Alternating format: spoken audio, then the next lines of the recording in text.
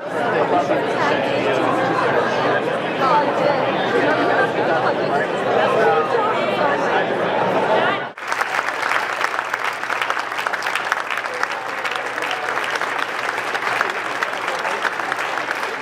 and thank you, Jack. Appreciate the introduction. Great to see you all here. Unfortunately, if you're here for high-speed rail, that was last week. The most common question I get is, how do you like serving on the council? And I really enjoyed it. When I first came into it, I thought, okay, this is going to be like graduate school. And it's going to be kind of painful, but I'll learn a lot.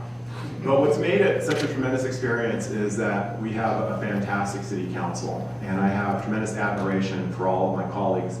We've tackled a lot of big issues, and we don't make everyone happy, but we really try to do our best. And so the hardest decisions are when you're on the fence. Everyone makes it a good position.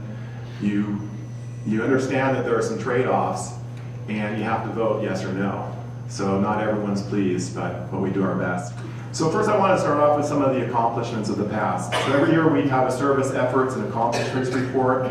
That just came out about a month ago. And 85% of the community rated our overall quality of services as good or excellent. And 63% were pleased with overall direction of the city. That was up 6% from last year when Larry was mayor.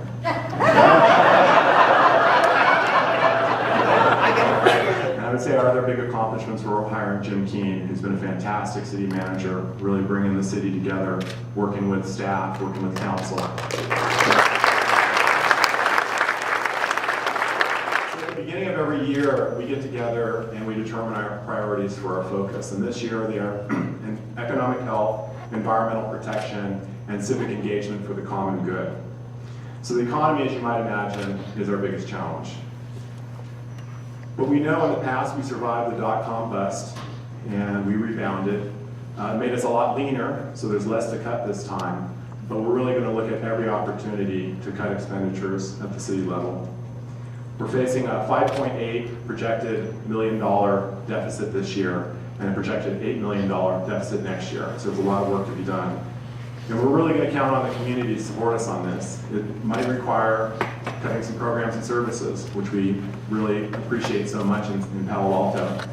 And that process of approving the budget is going to be very transparent. We're going to have a number of community meetings, a chance for everyone to weigh in, and we encourage you to come and participate in that. For me, this economic crisis serves a benefit in that it warns us of other challenges to come. And with the economy, we have ups and we have downs.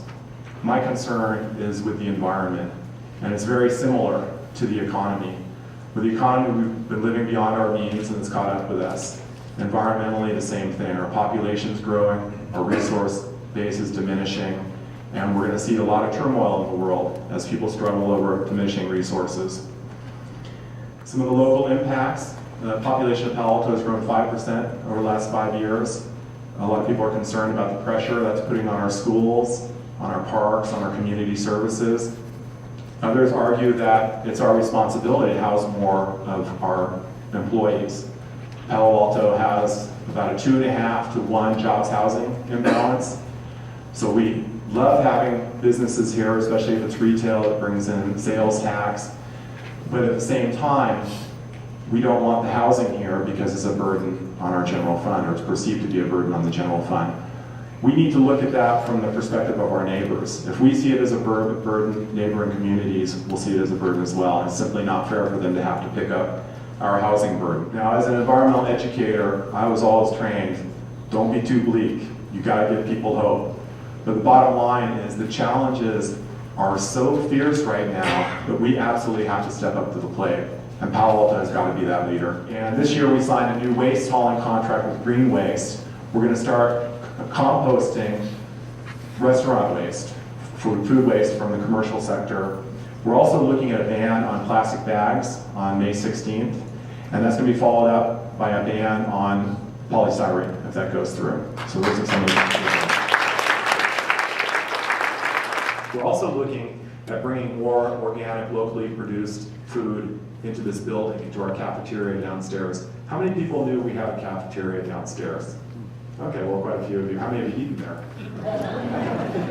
Well, my dream is that becomes Palo Alto's little secret. When you have friends visiting in town and they want to go to the best restaurant, you take them to the Palo Alto cafeteria.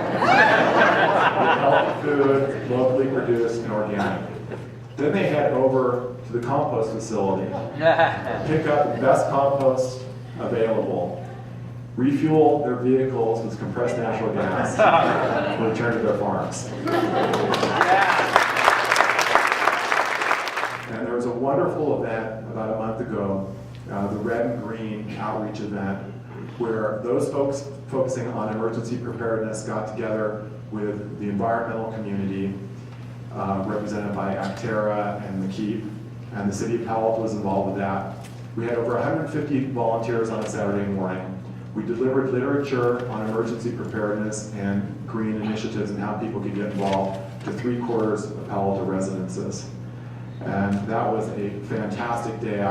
I just felt so proud of Palo Alto for rising to that challenge.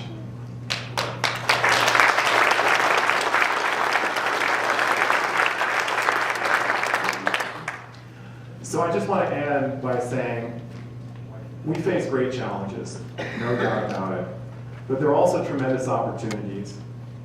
I look forward to working with all of you to make Palo Alto the leader that the whole world is waiting for.